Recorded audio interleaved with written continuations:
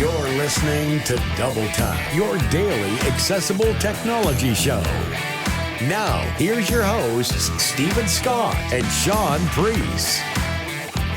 Hey, Shaun Preece, how are you? I am glorious, thank you, Stephen Scott. How are you? Oh, yeah, no, me. I never complain, which is good. Yeah, it's very convenient in this program.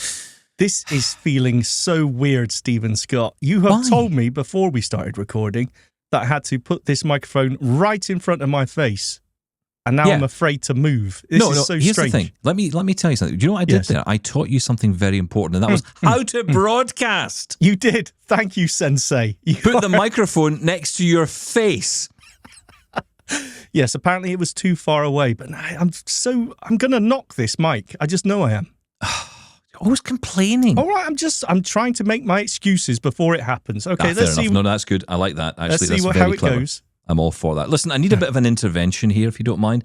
I want to ask for your help. I don't do this very often. You know, I'm usually fixing other people's problems, but I want you to help me solve a problem that I think I've got.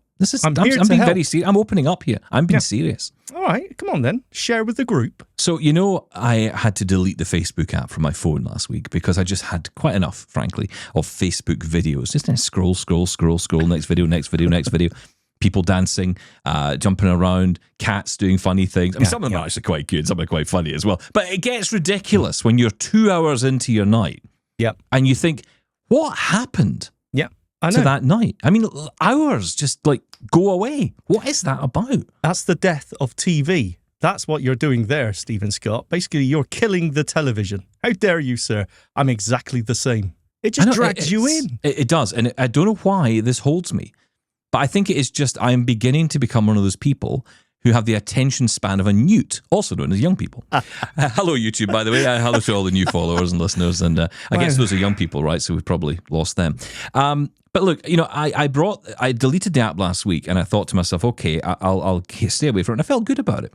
And then what happened was to be perfectly honest with you, the only reason I was ever on Facebook originally was because, you know, I was connecting with old school friends, but also they had a local group, and lots of places have these. You know, you have a group for your area you live in, and you'll often find, like, you know, announcements about the town or what's going on, or, you know, a trash bin has fallen over and someone wants to complain about it, whatever it might be, very serious stuff.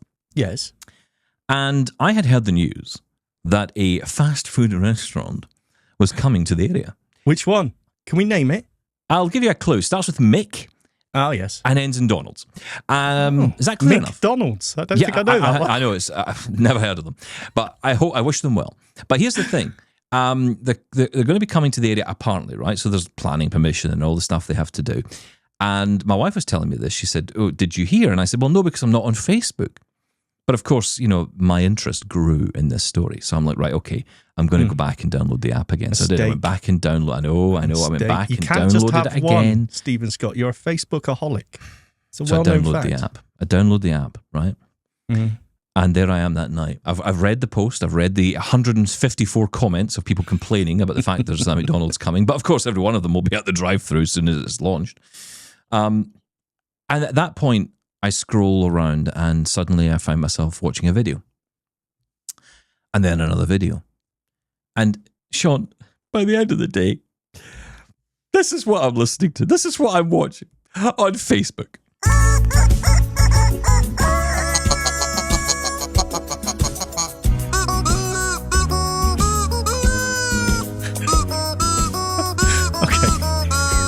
Chickens, rubber chickens, toy chickens, squeaky toys, doing the hits. Oh, please tell me you've got more. You've dragged me in. You are my Facebook.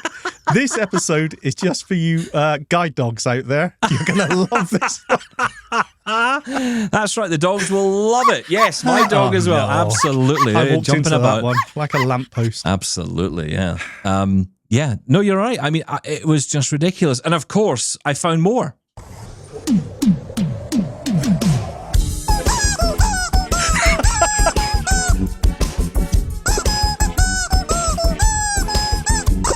Hang on, it gets better. Wait for this.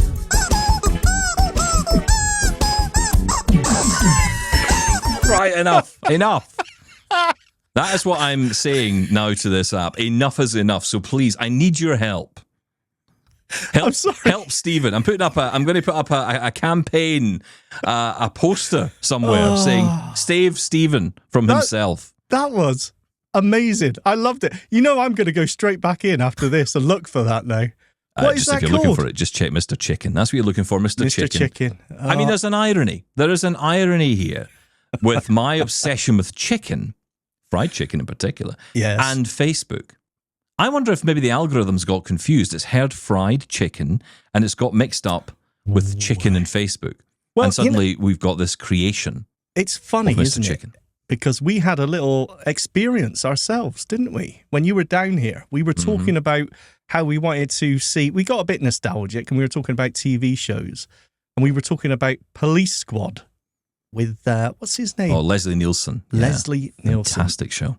Yes, and how we used to love that back in the day. And we never see it anywhere anymore. And then about 2 days later, it showed up in my Facebook watch for the first time ever. He told me this, and see, this doesn't surprise me. Yeah, but I'm the one that always says, look, don't say they're always listening because that's absolute nonsense. I still believe that, but I didn't Google it. I didn't search for it on YouTube. I did nothing apart from we talked about it.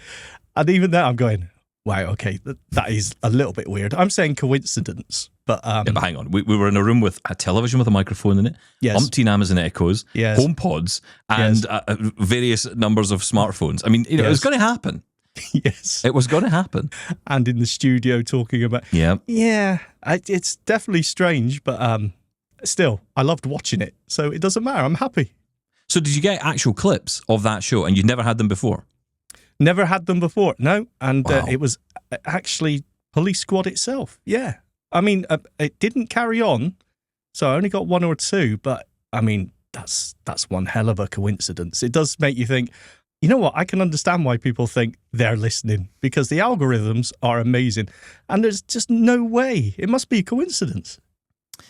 Yeah, although it doesn't feel like one. I know, it just doesn't feel like one when you say that, and then suddenly you've got, like you say, the clips arriving on Facebook. Look, do you know what? The answer is delete the app. Just get rid of it. So I got rid of it, and that is me. I'm out of it again.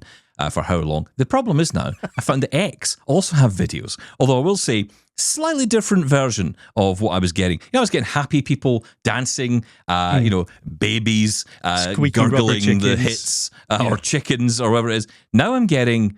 I don't want to talk about what I'm getting, to be perfectly honest, because it's just not very nice stuff. It's showing me a side of the world I didn't really like. It actually led me to having a really nice weekend. On Saturday, my wife and I, it was a beautiful day, and we went to the park, and I sent you a message afterwards, which basically said, there are people out here, Shaun, who seem to be happy, who seem to be enjoying life. And that's really not strange. Represented on my phone in the evening. You said we strolled past a boating lake, and there were kids in pedalos. Where are you all of a sudden? Huh? I'm inside a Richard Curtis movie. I know. It was absolutely... It's inside Notting Hill. It's funny, we both said the same thing. We took a day off today, meaning that we didn't go on our phones that Saturday. That's so strange. True. It's funny, I suppose I'm at an age, I think a lot of our listeners are kind of probably at the same kind of age where, or maybe older, maybe younger, but certainly I think we're of an age where you can put your phone down. I feel I can walk away from it. I know people who just can't. The idea of leaving their phone aside. I mean, I was reading a story just this morning, actually, on the news here in the UK about phone thefts and the number of phones being snatched from people, and the numbers are going up, especially in big cities like London and England. And it's the case across probably most of the world now. You're starting to see this in big cities. What can you do with them? Well, apparently, so what they do is they can take them apart and they can rebuild them and resell them. Oh, come on. Who's done?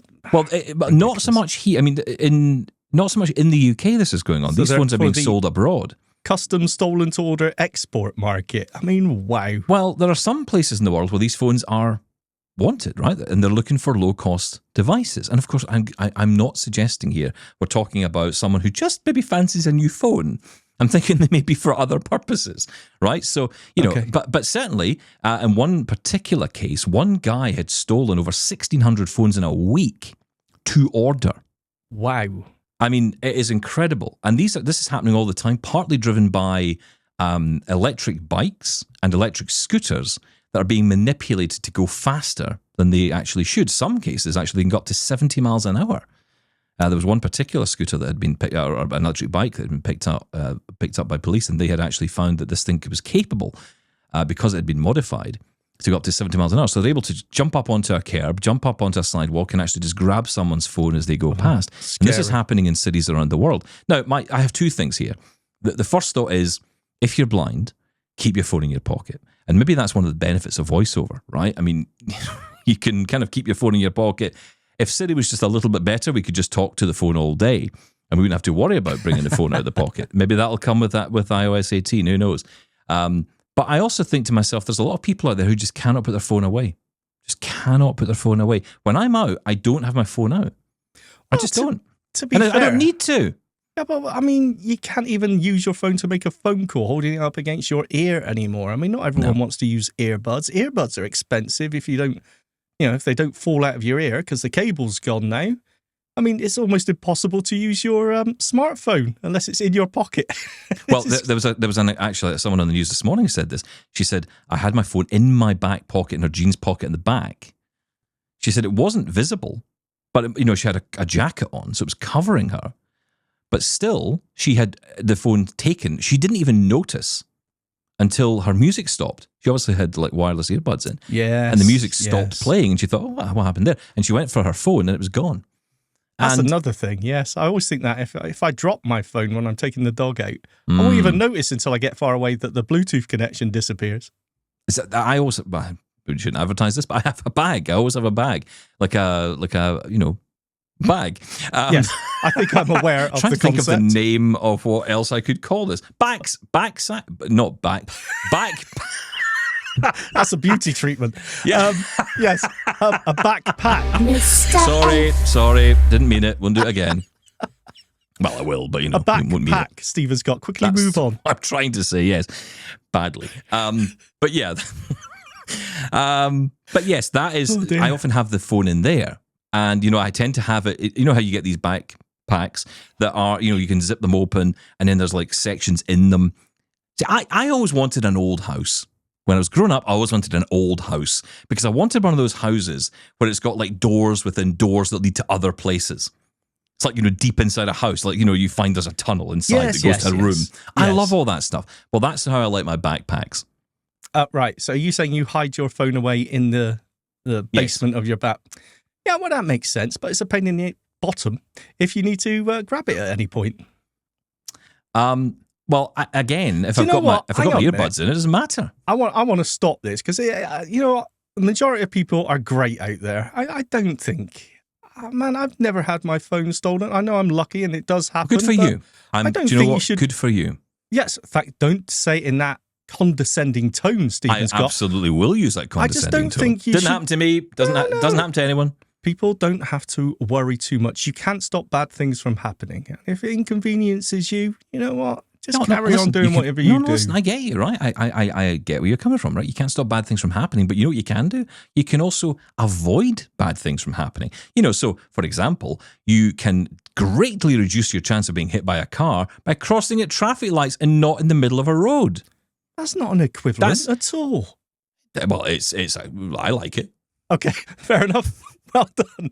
I'm going with it. How, we're talking about chapter markers and things like that for our episodes. What can I do with that? That we just talked about there. I mean, phone thefts. I mean, come on. What else do you want to talk about? There's your topic title right there. Rubber chickens. Yeah, but do you know what? Are you not telling me if you were to go into a podcast and you found rubber chickens, you'd be like, I've got to double tap on that. I've got to know what that's about. Okay, I take it all back. I'll make it happen. It's all about marketing. Listen, I've got to mention as well. So behind me on my right, hang on. Yes, right. There is speaking of rubber chickens, a rubber plant of sorts, plastic plant. Plastic plant. And it's here as beauty. So here's the thing. They wanted something to make the background on my YouTube set here and for Access Tech Live, although they seem to have disavowed themselves of the plant. We are being custodians here at Double Tap of the plant, which I built, by the way. Yes, this was a DIY plant This is the tech side of the show. We are getting to it. It's a slow ride. We do get plan. there. Yeah, it's like a blind bus journey. It takes a long time to get there, but it's worth it when you get there. No. So we've got the plant, and I was talking about it, and I said to our listeners last week, I think in honor of the plant, we should name it. Well done. Wow, that dramatic pause, Stephen Scott. And For little payoff, which is very much like double tap. You said that. You just threw that in there. You talked about the plant. And I've never seen the inbox sort of light up as quickly. It was incredible. I had Mastodon mentions. I had people on X. They stopped fighting with each other over culture wars, and they said, let's unite around the plastic plant. So what's it called? I'm bringing the world together here, one day at a time, and one plant leaf at a time. So we've got options. Okay, so I was thinking about this. Do we just name the plant ourselves, or do we put this to public vote? Because honestly, there's so many names here. So first up, Leander, and I'm hoping I got that right, because you said in your email, good luck with the name. I hope you get it right. So I hope I did get it right, Leander. I think so. I checked the spelling. I'm going with that. Okay, thanks, Sean. Now, okay. Leander says, well done. Perkins. Okay, name the plant Perkins. So the Perkins Brailler was the first piece of tech that we ever used. Leander says, I'm totally blind and have been since birth. And I started school in the 90s, so I've never used a frame and stylus. So Perkins was what it was all about for you. So Perkins. Now, I think you could take it one step further than that, because one of my favorite apps on Windows is Perky Duck, which is it's an app that allows you to use the home row of your keyboard as Braille keys. So you can sort of type Braille into a Windows computer. It's a free app. You can download it. It's called Perky Duck. So maybe we could call it Perky. Perky the plant. I really like Perkins. It sounds like a Thunderbird chauffeur or something. Was he called Perkins? I can't remember. Parker. Well, that's close enough. I like that name. I think so far, so good. I mean, it's the only one so far. Let's hear more. Yes, I was going to say, well, of all the choices so far, it's definitely up there. Greg has been in touch. Greg in Pennsylvania, who normally doesn't like our waffle, has certainly engaged with this. If leafy green, this feels like a poem is about to start, but if leafy green, the obvious name is leaf. Okay, I see where you're going with that. That's a bit obvious. If it has young growth, it should be called bud. Oh, that's good. This is a plastic plant, Greg, just to remind you. So it has grown already. It grew in the lab. In IKEA's back room. In the mould. Yeah. In a box. If it's flowery, call it Flora. Okay. Flora's good. So Flora's Flora, good. Yeah. Bud. What was the other one? Leaf. Leaf. No, I didn't like leaf. I'll be honest with you. Sorry, I'm not keen on leaf. No. Tim says, Linda LaPlante. Oh, that's clever. That's clever. Good. Yes, that's, a UK playwright or TV writer, I should say. Gordon says, you called it Bob Plant. I think you maybe got it wrong there. Actually, you should call it Robert Plant. Oh, clever. That's actually I missed that one. Yes. I did miss that. That's a good one. Okay. And Brian, he says Pi, named after Sean's favourite AI app. Oh, that is true. I do love pie. And I love the pie you can eat as well. So we're all good. You know what? So the options are out there. I'm going to say it. Perkins is the one for me so far. Okay, well, look, we'll see what the audience think, and then we shall have an official naming ceremony for the plant. The plant that most of us can't see, by the way. Most of you can't see because it's not really in shot, I don't think. Does it exist? That's interesting. Of course it exists right there. Oh, ableist. I can't see it. How dare you? Right there. I'm pointing it to the mic for you. Goodness. What else do you want? Okay, sorry. So yes, so there we go. That is the updates on the plant and my Facebook adventures with rubber chickens. Yeah, it's a tech show, honest. Is there any tech news, Stephen Scott? Do you know what? It's quiet. I'll tell you why it's quiet. Because of everyone that intro, is waiting. I knew it was quiet. Yeah, you could probably tell. But look, here's the thing. There's so much going on ahead and so many rumors flying around ahead of the Apple event next week. That's really all anybody is focused on. Yes. The SE4 may be released next week, I heard.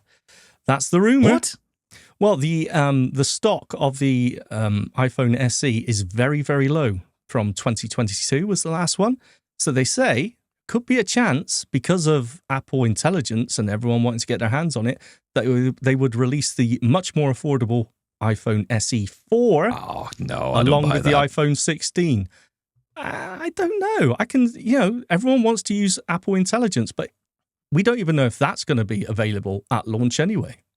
Well, the only thing I might say there is, and this is another point to consider, there's a lot of catching up going on, because, they brought out this iPad, the iPad Pro with the M4 chip in it. And I think to myself, you brought that out in the iPad Pro, you haven't even updated the Macs to that yet. I just find this whole approach a bit weird. It's all out of sync. You would expect the first of the latest generations of Apple's silicon processors to go into the Mac itself. But we haven't seen any updates to even the big Pro models like the Mac Studio, the Mac Pro, which I kind of understand. They tend to get, reviewed every few years because, you can't bring out a Mac Pro every year. No one's going to buy it. It's simple as that. Even the big creatives with all the money, they're not buying them every year. They're buying them every 5 years, potentially. Well, most people lease those anyway, don't they? That's right. So when you're talking that level, but they're talking about bringing the M4 first to the Mac Mini, this new redesign they're talking about. There's talk about having like 5 USB-C ports in there. They're going to have an HDMI and an Ethernet and possibly dumping the USB-A ports. I think that makes sense. If I'm honest, that makes sense. I'm seeing it more and more. It does feel like we're heading that way. And it makes sense. I mean, the USB-C ports are great. I mean, they work well. It doesn't matter which way round. Those micro USBs with the little teeth on them, bane of my life. So I don't know. USB-A has hung around though. There's just so many. It's been around so long. There's so many peripherals that still have it on, right? I'll be glad when it's gone because do you know what? I was trying to plug in a USB-A the other day and I almost destroyed the HDMI port in my Mac Mini. Oh, I do that all the time. Why is it going in both ways? This doesn't make sense. Yeah, it doesn't seem to be fitting either. Oh, hang on. That's the HDMI port. Uh-oh. Yes. You got to lick it, don't you? Oh, stop this. No, because the HDMI... You tell me I'm spouting a lot of nonsense half the time, and then you come up with, let's lick USB cables. I'm sorry, this is an official technique taught by O&M instructors across the land. Is it? Right, okay. I'm not sure at all. No, it absolutely is not. No, HDMI cable has a angular side. It's like a parallelogram or something. Yes. I don't know. Do you not have fingers? A USB... No, yeah, but they're not as sensitive, are they? You just run your... What? You know what? I don't think I'll talk about it anymore. But no, good. I want to get some emails. Come on, get emails. Email. We get email. We get your email every day. Stop tapping. Get that out of the edit. Here's your mail today. That's quite a noisy desk, isn't it? Well, yeah, it is when you... Well, stop doing it. I'm That's so loud. sorry, listeners. This is all new, apparently. We've only been doing it 25 years. Don't buy cheap standing desks, guys. Honestly, it's not worth it. Lots to talk about on the emails. In particular, you'll like this. We're talking about your favourite topic, and that is doorbells. Tiffany's back. Because you might remember she was telling us about her experience with Blink doorbells and Ring doorbells. Well, here she is. Hi, Stephen and Shaun. It's Tiffany again. I just finished listening to Monday's episode. Shaun, I'm glad your experience with the Blink video doorbell is working out a lot better than it did for me. But as you pointed out in an earlier episode, I think having the paid plan, I forget what it's called on the Ring side of things, or the Blink, excuse me. I didn't have that, so that might have affected my experience with it. But I'm very happy with the Ring. Glad I made the switch. One feature I find handy, and it isn't necessarily about the motion detection of the doorbell itself, although that is great, and I like the way that works, is the ability to check the battery status, because I wasn't able to do that on the Blink. Now, it could have been that there was a way to check it, and I just didn't know how. I'm willing to concede that. That wouldn't surprise me. And, of course, the Ring is rechargeable. The Blink, at least the model that I had, I don't remember which one it was. It wasn't. It took 2 AA batteries, I believe they were. And it seemed like once every month or so I was having to put new batteries in it. And the way I would find out that the batteries were dead was because the doorbell would quit working. So I'm glad it worked out better for you than it did for me. As for using the smartphone to do things, the problem with that, and it's not really a problem unless your phone quits working. I had an experience a few years ago where my phone kind of kicked the bucket before I could replace it. So I had a 2-week period of time where I didn't have a smartphone. And since I used it for everything, it definitely left me scrambling for ways to get things done and for alternatives. So I think it's always good to have more than one way to do things. So that way, if God forbid your phone dies or something happens, you can still accomplish what you need to. So I've enjoyed the show as always, and you're welcome to play this on the show if you like. Thank you, Tiffany. Always good to hear from you. Now, before you comment, I want to quickly get in Lloyd's comment on this as well, because he wants to share some ideas around using the Blink doorbell, and Lloyd is in Calgary.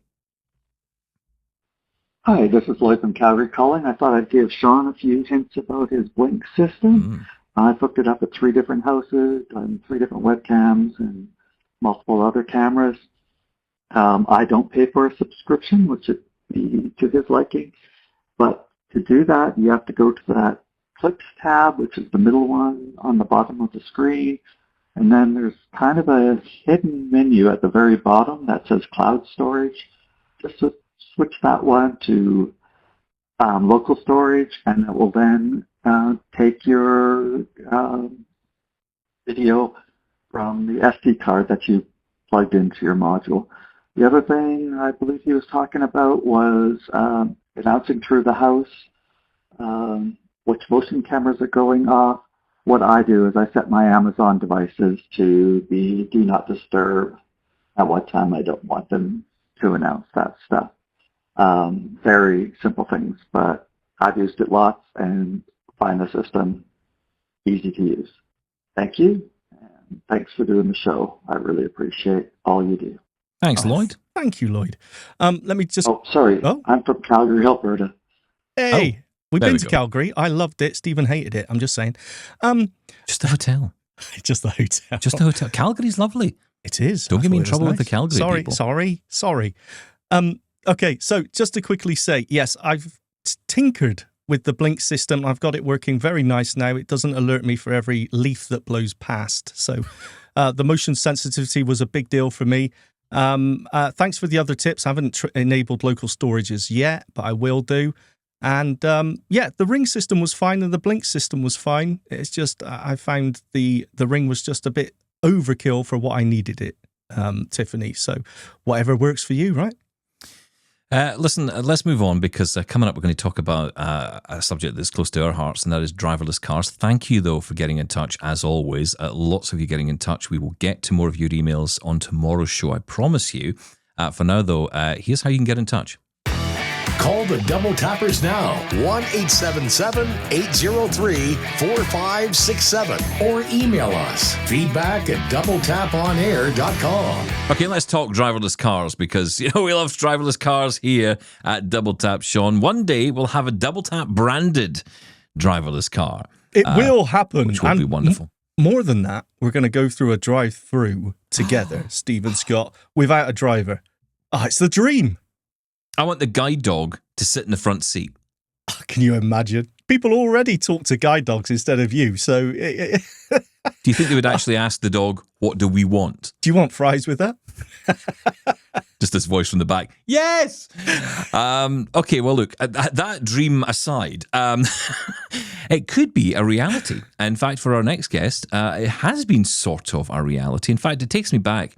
Let me bring in Gregg Hayes. Gregg Hayes, of course, long-time listener to our show for his sins, and also long-time contributor as well. Greg, good to have you back here on Double Tap. I can't say your name for some reason, but there we are. Greg, welcome back. It's a really hard one, that single so syllable, difficult. Greg. But hi, how you doing? Listen, we're going to talk about your experience with driverless cars, but I think back, and I don't know if you remember this, but there was a video that came out, and I'm wanting to say about 7 or 8 years ago now. And there was a guy, I think his name was Steve Mann, and he got in a Google car at the time, which I think is actually the same kind of car a lot of these driverless cars still are, the Toyota Prius, I think it was at the time. And it was a driverless car, it had all been hooked up with the sensors, and he went to Taco Bell for a drive-through. Do you remember this video? I don't. It sounds good so far, though. Yeah, it does. And the whole thing was that he was able to get in that car and go, and just go and get and it's just as you're saying there, Shaun, that's exactly what he wanted to do. And it sounds so simple, doesn't it? But that's the kind of thing that we just can't do ourselves. We have to have someone else with us. And the idea of doing it ourselves just sounds just so neat, right? So, I'm basically asking you, are you hungry? You can't. Yeah. See, you can't do that, but I can do it. Yes, that dream exactly. is a reality in Gregg's world. So, Although I haven't been through Taco Bell yet, I'll try that next time. sorry, I feel like I've taken us off on a wrong route here, talking about drive-throughs. How ironic. Yeah. Let's just wind back a little bit, because, of course, as we've been talking about here on Double Tap, of course, the desire for driverless cars is huge among blind people, of course. It makes total sense. But in Phoenix, Arizona, which is where you are, there is this live trial going on by Waymo. So it's ongoing at the moment. Waymo cars are driving around, part of everyday traffic, being part of the community, I guess. Yeah. And you've had some experience with that. You sent us some audio last year, but this year it's kind of gone a little bit further, hasn't it? That's right. I can now get it at my house. So I live in the northern edge of Phoenix, and for a long time, they only had it in central Phoenix and a town called Chandler, which is south. And my office is down there, so I've used it a few times when I was there, but I'm mostly working from home now. And so I got real excited a few weeks ago. I got to jump in it and take a ride from my house, and it was great. Didn't go to Taco Bell, but did take a ride. That's a shame. Can you do that? Could you go through a drive-through with it? Can you do things like that? I mean, is it kind of fully open? I don't know. I would. I know it could bring me to Taco Bell, but could it go through the drive-through? My guess is no. But I now have homework. Next time I'm in one, we'll see if I can. Don't get yourself in trouble on our behalf there, Gregg. Well, look, the whole point of this is that this is still the trial, right? This is being tested out. As you mentioned, it wasn't available at a wider scale, and now it is, because I'm assuming, all these tests that they're doing, they're refining their mapping of the environment and things like that, and obviously checking the safety record of all these drives and everyone. So the fact that it's widened out and now you can get it directly from your door, proves that we are getting somewhere in technology terms. Yeah, and they've got, yes, I'm sure it's still considered a trial, but they had what they would have considered their real trial for a while. They were running with somebody in the front seat just in case. And that went for about a year, 6 months to a year. And then they open it up so that now it's completely driverless. And that's been that way since the first time I recorded with you. So more than a year. So I remember the first time I got in the car and I reached up and tried to see if there was a driver there or not, just to make sure. Because they put you in the back seat. So, and there wasn't, and it was great. And and they've just expanded and expanded. And so now it's all of Phoenix and some surrounding towns. You've probably heard of Scottsdale, Arizona. Of course, it's next door. So it's going there too. Why is it that Phoenix seems to be the place where it's been the most successful, as far as I can tell so far, when it comes to these trials of self-driving cars? Yeah, they're also in San Francisco now, but they started in Phoenix because Phoenix, we always joke, we have no weather. It's just always sunny, and there's a grid system here, so it's flat. There's the roads are pretty much, there's a few odd ones, but for the most part, it's a grid. We never have hail, we never have snow, we rarely have rain, so it was an easy place to test something like this because you didn't have to worry about some of those things. And as I say, they've now opened it up. They've moved it over to San Francisco, which still, it's California, so they don't have a lot of weather over there, but they do have hills and strange streets, so it's not so much of a grid system. So I think that they chose the Phoenix area for that reason, and also because the legislature here said yes, because there was a whole lot of work that they had to go through to make sure that this would be okay with the Department of Transportation and things like that. Well, that's interesting. And Stephen mentioned something earlier about the community. How have the people taken to these self-driving cars? I'm assuming there may have been some sort of resistance at the beginning, some concerns about safety, which is understandable. But how are they now? Yeah, no, for the most part now, people, when it comes into a new neighborhood, I think people get surprised seeing this thing. And you're absolutely right. Early on, there was a lot of, they didn't understand what was going on. There's a great video of a policeman trying to pull one over. So it pulls over. The policeman gets out, goes and tries to approach and give him his ticket. And he looks in and there's nothing there. He's completely surprised. And then the car just takes off. But the great part is the car just leaves because it's done. I don't know why I'm here. Yeah, I'm off. It doesn't see the flashing lights anymore, or it's not trying to be pulled up. So, anyway, but for the most part, people have reacted. They find it strange at first because it's a very distinctive car, but also some people have tried to test it quite a bit. And so you were talking earlier about safety, and the vast majority. Well, I can't say vast majority. A whole lot of the accidents that have been reported have been because of people trying to test the car. So they'll get in front of it in their car and suddenly slam on the brakes. And then they're surprised when, a ton of steel crashes into the back of them. And it was because they tried it. So, but I did some research. I know it. And I found for this show. For this show. Wow. Yeah. I don't understand. It's an alien concept. Don't understand that. What show am I on? Yeah, the wrong one, I think. The wrong one. I think wrong one. But I did that and I found the accident rate. And this first stat is something reported by them. So take it with a grain of salt. But 87% less accident. So they compared 1 million miles of driving in a Waymo versus 1 million miles of average driving, with regular cars. And they found 87% less accidents. There was a Swiss firm, insurance firm called Swiss Re. So it was an independent study. They found that it was 76% less personal injury stuff going on per 1 million miles in a Waymo versus, and so, and the most impressive stat is there's been no deaths with these things. I know that sounds sad to say that that's the most impressive stat, but how many people die in car accidents every year. Look, I mean, it's fascinating stuff because obviously this is happening in your area. I want to talk more about this with you, but I want to also play in this video that you sent in because this is incredible. This is you and your son. Your son's behind the camera, Dave, and Dave very kindly filmed this for us just to give people a sense of what it's like to actually get into one of these cars and go for a ride. But first, you started off by explaining a bit about the car, and Dave gave us a bit of a walk around. So let's listen into that. Hi there, this is Greg from Phoenix, and I'm really excited because finally the Waymo car comes to my house. Yippee! Right.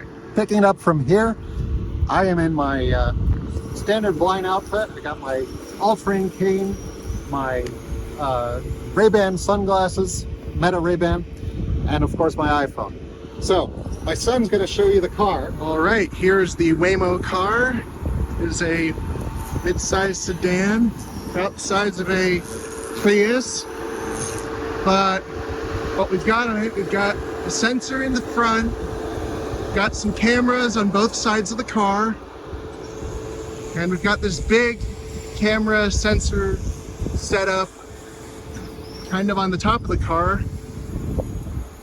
And it's got this little screen that says GH. It's not really coming out on the camera, but it says GH for Gregg Hayes. Okay, so I'm going to on my phone I'm going to make it beep so I could find it if I couldn't. I happen to have my sighted son with me, so we're in no problem here, but I can press honk horn and there it goes, it honks. And then I'm going to try and find how to unlock it. I can open the trunk. Okay, so I can unlock the car. It just unlocked. One of the questions everybody keeps asking is, can I go in the front door? There is no way to get in the front door, but I can get in the back door. All right, so I'll jump in. My son will follow me. Hi, Greg.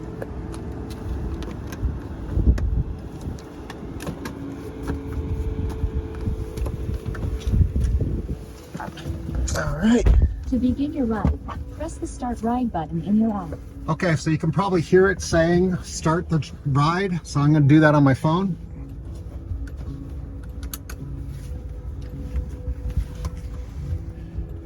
Close the door, we did that. Vehicle information, start ride.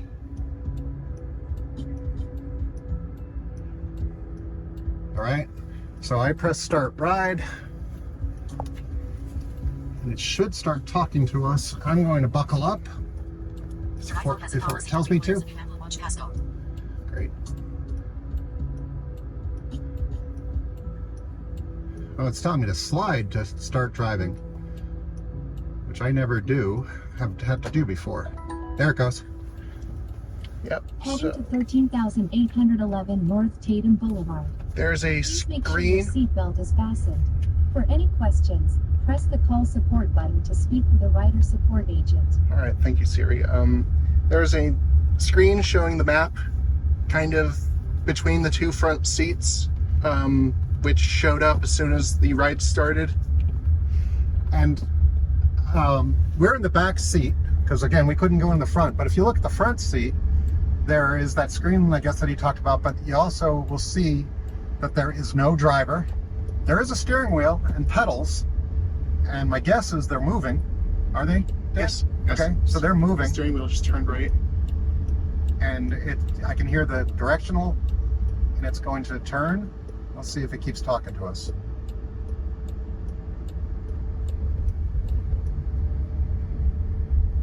All right. It didn't. So it's driving. It's doing its thing. And this is, after this, it's pretty much the same as the other rides I've shown you. So we'll sign off now. See ya. See ya. So there you go. That was Dave doing a fantastic job behind the camera. Thank you, Dave. He didn't have to be behind the wheel because the car was dealing with itself. I mean, what is that like, Greg? I know you're in there with Dave at that point, but you've done this on your own. What is it like being in a car as a blind guy on your own? That was the first time I've been in a Waymo car with somebody else the magic of this for me is I've never been in a moving vehicle legally by myself. And it was great getting in there the first time and many times after. I got in there, it was me, my guide dog, and that was it. And it's so nice. It's relaxing. I can just sit back. I don't have to make small talk with somebody up in the front. I can just do what I want to do. And I can turn on the accessibility features in the car, and if I want to, or I can turn it off. But the accessibility features, basically, it gets into verbose mode. It starts telling you more about what's happening around you. You're now at, Main Street and First, and, turning left on First, things like that. Whereas, or I can turn that off if I don't want to listen. I like that. I like knowing what's going on, and super, super relaxing. And, I feel safe in the thing. Every time I've ever gotten in a car, I've always put my life in somebody else's hands. Well, now I'm putting my life in a computer's hands, and so far the computer's better. And it's funny, isn't it? Because people tend to say, at least with a human driver, at least you've got someone who's there to grab the wheel, and if something goes wrong, but you don't feel that. You don't feel unsafe at all. You don't feel when that car's turning corners. I guess the first experience of getting in there must have been very different to the one you have now. Yes.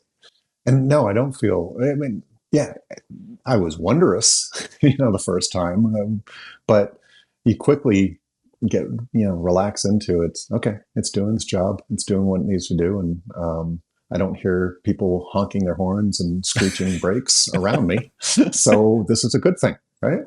I think you bring up an excellent point, is that we need to trust people every day of our lives, though, don't we, with our safety in some form, be it with driving or just guiding us somewhere. I mean, we need to just let go sometimes. We don't have that level of control, so maybe we're more relaxed in doing that. I agree. I tell you, lots of the people my sighted friends that I talk about this, they're all saying, "Oh, I'll never give up my car.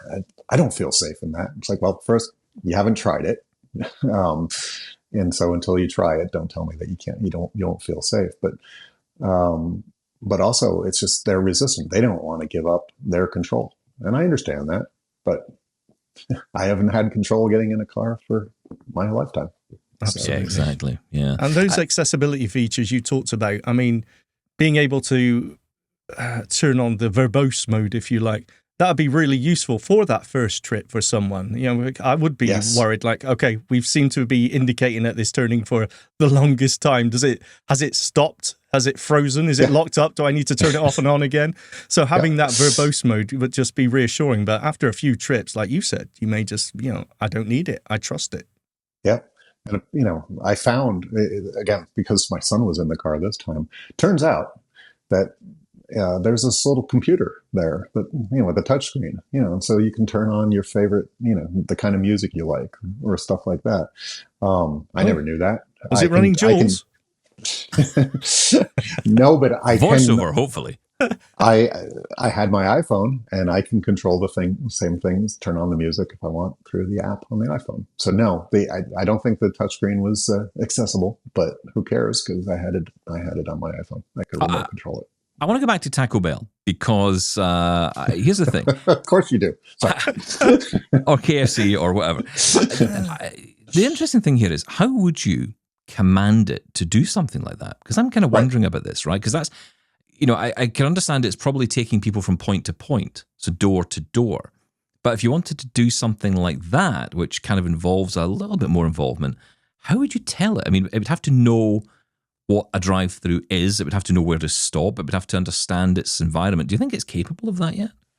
I think it could figure it out, but I doubt it's been mapped, right? Because the big thing why these cars, at least, again, the only experience I have is with Waymo, right?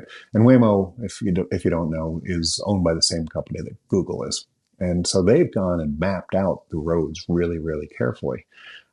They've used LiDAR. They've used, the satellite stuff. They've had the Google cars that you see driving around mapping and doing street view and doing all that kind of stuff. They've had those out there, or the Waymo equivalent of those out there mapping every street. Have they mapped a drive-through? Doubt it. But I have, the first time I used this, I did have it pick me up from the public library. And it came into the driveway, or the parking lot, and found the front. And I doubt it had mapped that.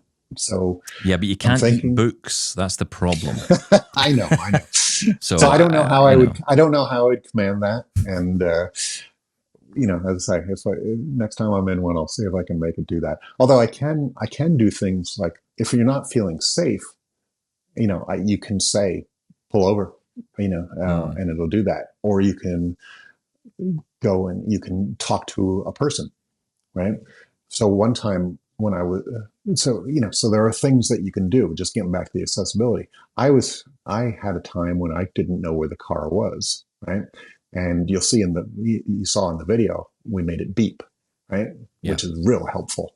And there's just a button on my iPhone, press beep, and it did that. But there was one time that I didn't have my son. The car parked in a place that I wouldn't have expected it. So I just jumped on the call with a person, and they looked through the cameras that are built into this thing and looked through and said, I said, look for a, tall guy with dark hair and a guide dog. And oh, there you are. You're about 100 yards away.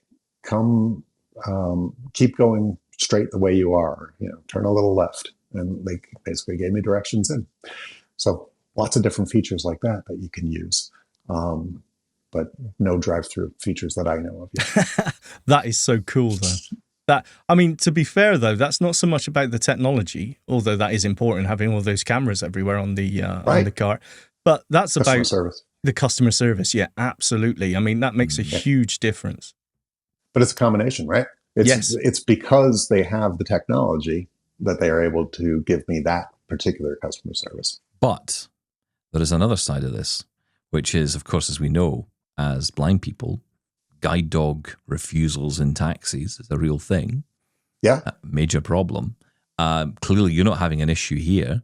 Nobody refused my dog. No, and that's interesting. But I wonder if a human got involved, could that cause a problem? I wonder. You know, I'm not saying Waymo would do that, but, you know, that this is a reality we have to face, right? That this is a good opportunity for education right now to say, look, these are assistance animals who need to come with us because, you know, no one's there to clean the car when the dog gets out, and that could be a problem potentially, and a company might take issue with that.